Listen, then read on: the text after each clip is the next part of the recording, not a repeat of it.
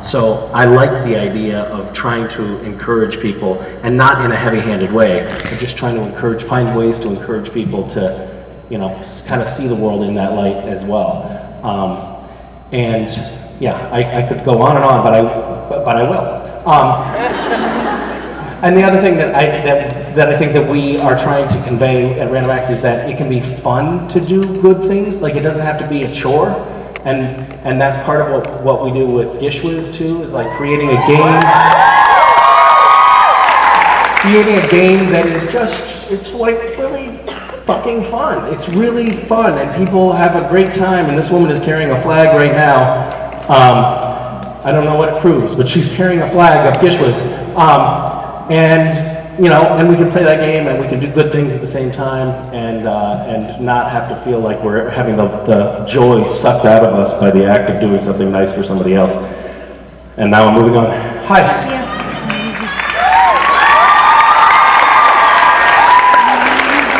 Hi. Hi. My question is, the cast is a bunch of pranksters. What was your by far favorite prank to pull? The On anyone. favorite prank that I have pulled? Yes, on anyone. On anyone? Anyone on the cast. Yeah, anyone on the cast. Oh, because I thought there was a broader, you were painting with a broader brush there. My favorite prank that I've ever pulled, I'm going to rewrite your question. I pulled a prank on I lost a bet to Jared because he's a monster. And it was the biggest bet that I have ever in my life lost by probably a factor of 10. Like, I'm not a gambling man, and somehow I thought, like, when I went into this bet, I thought, worst case scenario, I might lose $80 or something. And it ended up being, like, I don't know what it was. It was something, it was well over $1,000. Like, the way we structured our deal was not favorable to the loser, especially if the loser lost by as much as I did. And I lost by a lot. It sucked. And so anyway, I paid him back, but in pennies and nickels and dimes, which took me like 2 weeks to acquire. Like, no bank had enough in store for me, but I dumped it all in his trailer, and that was really satisfying. Because his victory actually ended up causing him more trouble than it was worth. But another prank that I pulled some good pranks outside of the cast of Supernatural. One time I got really sick when I was traveling abroad back in 1995, and I had to come home. It was kind of like, I don't think I'm gonna make it. I have to come home and seek medical attention. And I actually ended up being sick for like 6 months, and it was really like, I was down for the count. But I didn't want to waste the opportunity, so I called my mom from a phone booth in Paris, and I was like, Mom, most amazing thing happened on the trip. She's like, what's going on? I was like, I just met up with the photographers at National Geographic, and we went out and had some drinks, and we just hit it off. They've taught me how to scuba dive in a swimming pool here, and now we're going to find a lost wreck of a Grecian shipping fleet off the Isle of Lesbos, and so anyway, I'm gonna be kind of out of touch for a while because I'm gonna be deep diving and these shipwrecks off the Isle of Lesbos. And she was like, "Oh my God, that's so amazing, so amazing." Meanwhile, I was just about to board a plane and come home, and so I got home and I called my best friend. And my best friend came, picked me up, and we drove back to my mom's house. And along the way, we stopped at another payphone, and he called and said, "Hey, can I borrow some stuff?" He was a teacher at the time. "Can I borrow some juggling stuff? Because my brother had juggling stuff. We're going to do some juggling stuff in my school." And she said, "Yeah, sure, come by." So we went by. He started chatting with her, and then he went into the kitchen where he met me, and we changed clothes. So I put on all of his clothes. And then he had this like dorky like voice that he did, like he's kind of talk like this sometimes as a joke. And so I started talking like that. My mom saw me from a distance across the living room talking like that, and then she walked into the kitchen. She saw my friend, and her brain just broke. Because she just thought, how are there two Dariuses in my house? Like, the notion that I could be one of those two people was impossible to process because she knew full well I was underwater off the Isle of Lesbos. And the look on her face, like she did, you've heard of the double take? Like she did it 10 times. She just couldn't process. There was actually a moment when she was looking back and forth that I thought it might kill her. You just saw like this look of utter pain and confusion going on in her brain.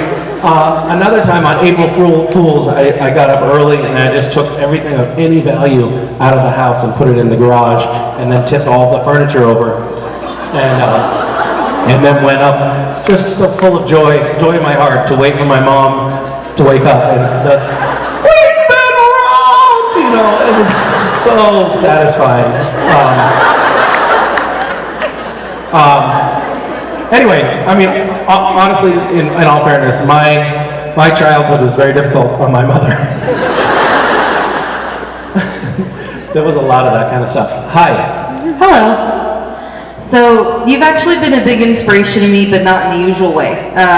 You've been a big inspiration to me in terms of getting my act together fitness-wise. Yeah, whenever I see That's pictures. ironic. Well, I mean, sometimes you'll post pictures of yourselves running, and Yeah. honestly, That's like me getting up off the couch and being like, all right. I've lost 15 pounds since the beginning of this year. Congratulations. Thank you. Thank you. That's awesome. I only got about 100 more to go. So, but I just wanted to know what kind of tips and inspiration do you have for somebody like me who's just starting to get into getting themselves fit.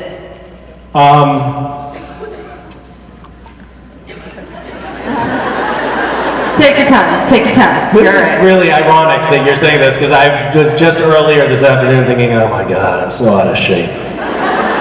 I've got to get my shit together.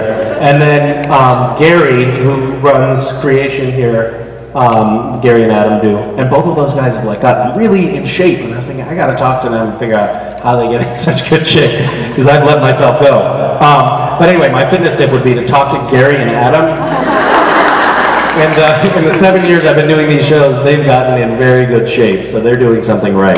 But also, this I can say, Cheetos seem to work great. So, pack the Cheetos in for sure. Yep.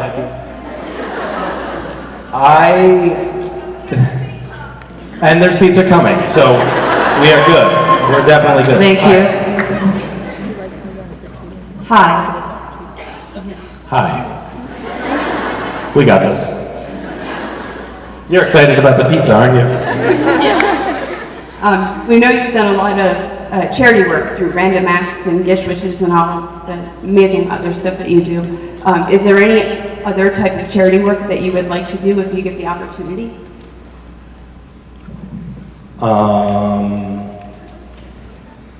That's a good question.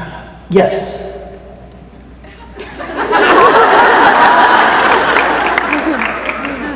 There was this guy when I was a paper boy, like I was 9 or 10 or something like that, and I was delivering papers, and one of the houses that I delivered to was the home of Mr. Higas, who was this guy who ran the radio station in my hometown when I was a kid.